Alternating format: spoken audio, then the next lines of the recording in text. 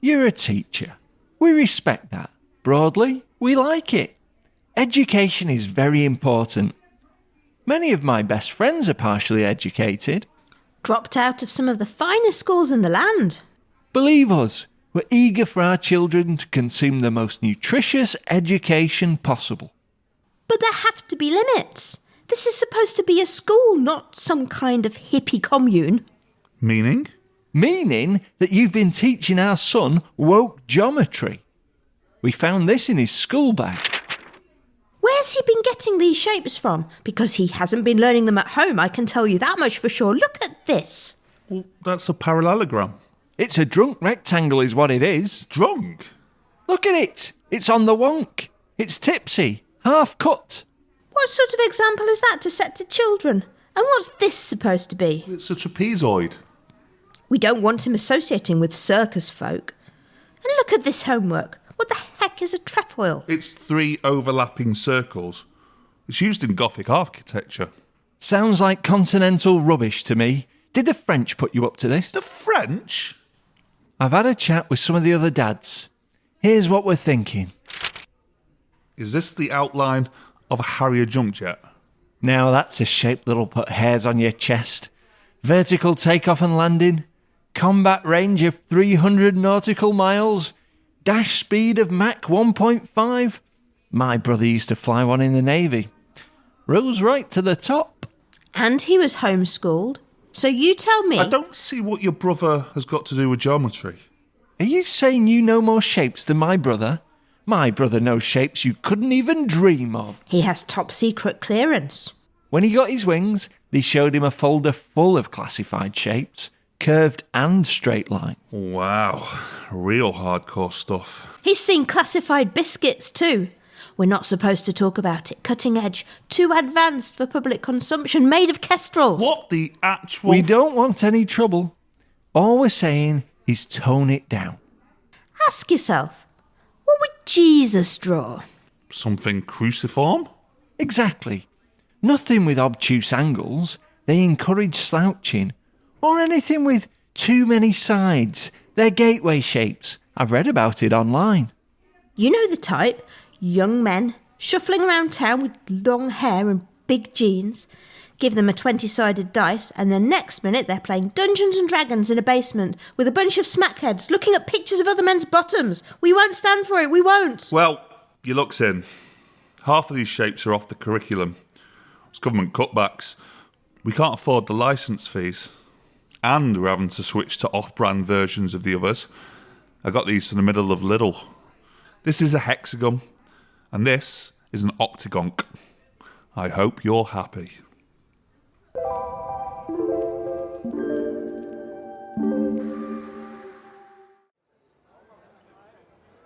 A foot long with everything on it, please.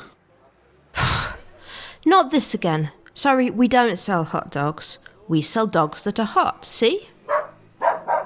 Like heated blankets, but with legs. But your sign says hot dogs. No, it says hot, space, dogs. Hot space dogs.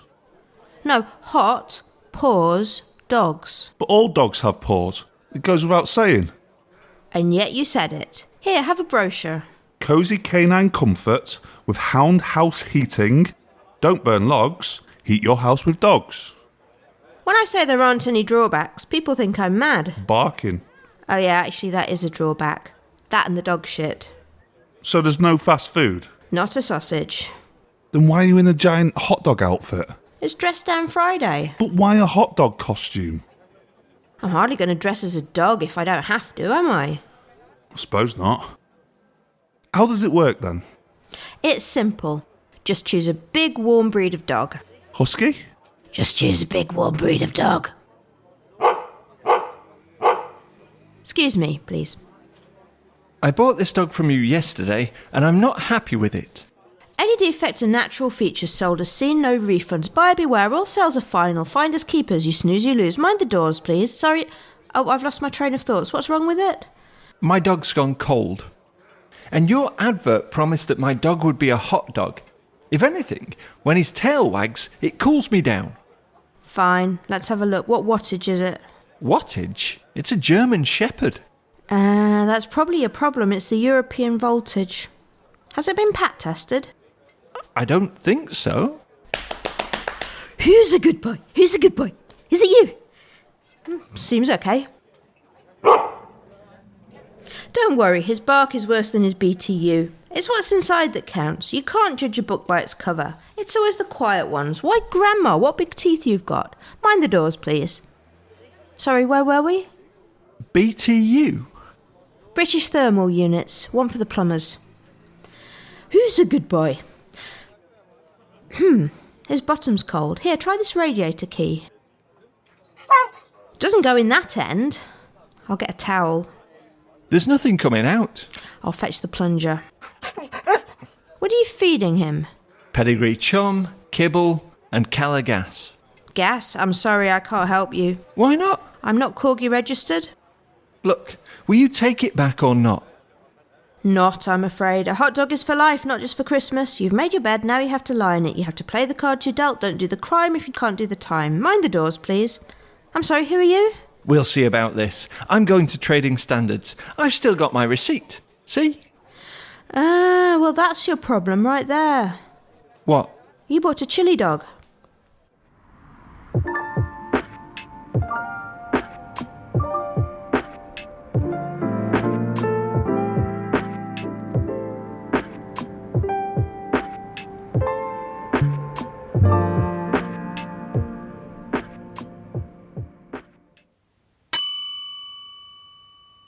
Good morning. I'd like to see a doctor. I'm terribly sorry, sir. Healthcare is now only available for the upper classes. Can't you turn a blind eye? Terribly irregular. Well, if he just wants some laxatives, he doesn't need a prescription. The situation is irregular, although I don't doubt there's some nasty working class business gumming up his outpipe. Offal and pickled eggs, was it, sir? No. What if I was upper class? Because I could be. I mean, I am upper class. You are upper class? Absolutely. If you say so. Name? Trevor Smith. Tarquin Smythe. Occupation? Well, I'm Trick question. Inherited wealth. And how did you injure yourself? I accidentally hit myself with a hammer. A hammer? Are you some sort of trade person? Did I say hammer? I meant mallet. Croquet accident. It's there on the form after boating lake mishap and cashmere allergy. I can't see it.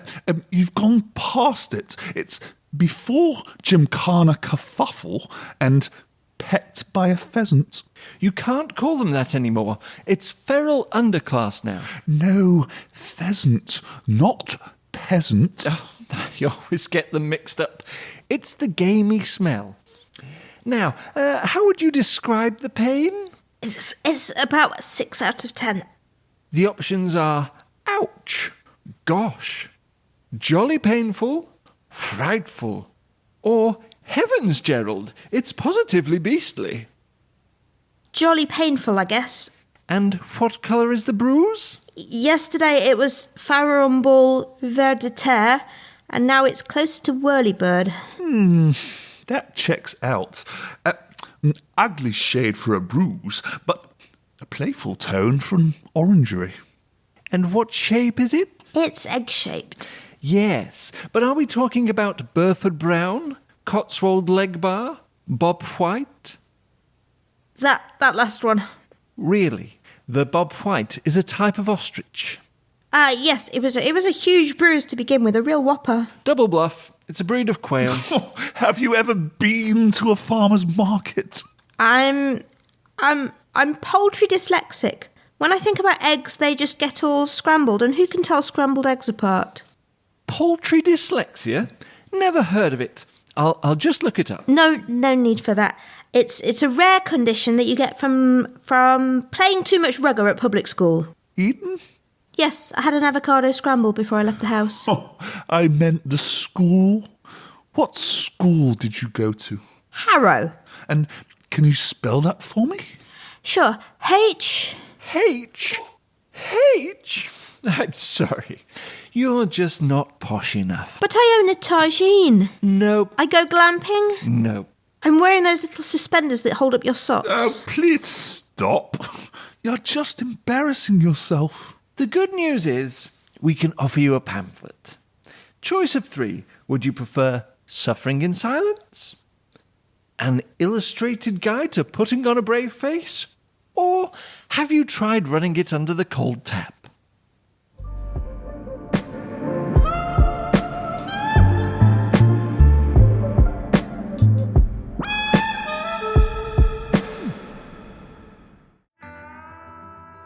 Usual, please, Ralph. There we are.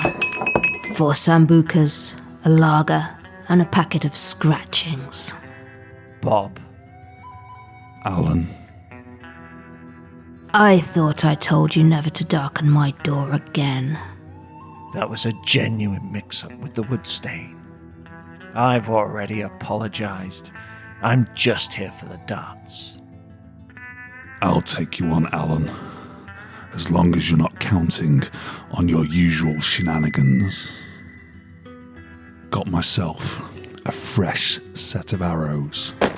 Oh yeah, that's a big box for a pack of darts. I got myself some Slazenger Air Maestros. Gold-plated tips, titanium core, carbon fibre shafts.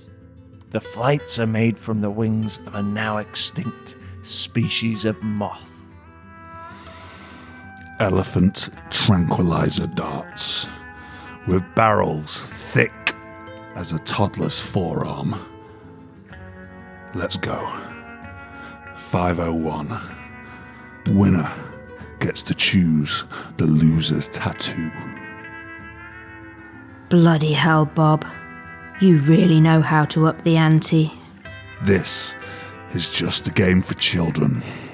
Now, Alan, if you go and sit on the table in front of the dartboard, I'll get the birthing stirrups and the stretchy bands from out of my car. The what? You've got to get into position.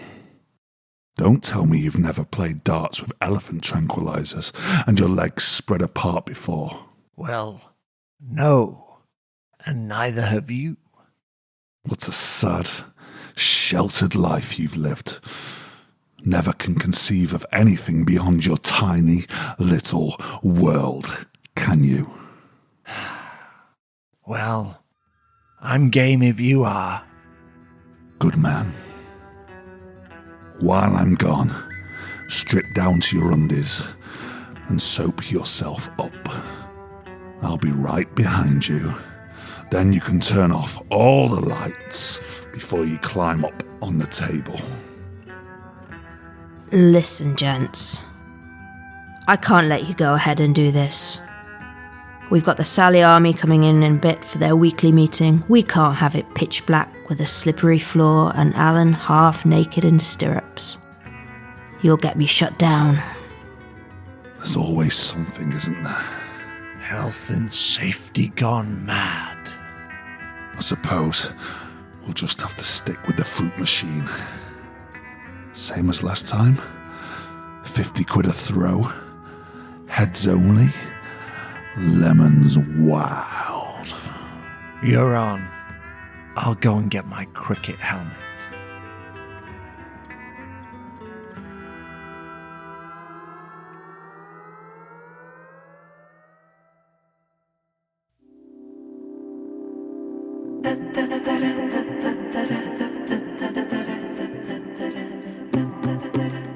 This episode of Giggle Niblets was written and performed by Rachel Johnston, Anthony Thomason, and John Duckworth. The lead writers for this episode were John Duckworth and Paul Lowton, with additional silliness from the Manchester Comedy Writing Collective.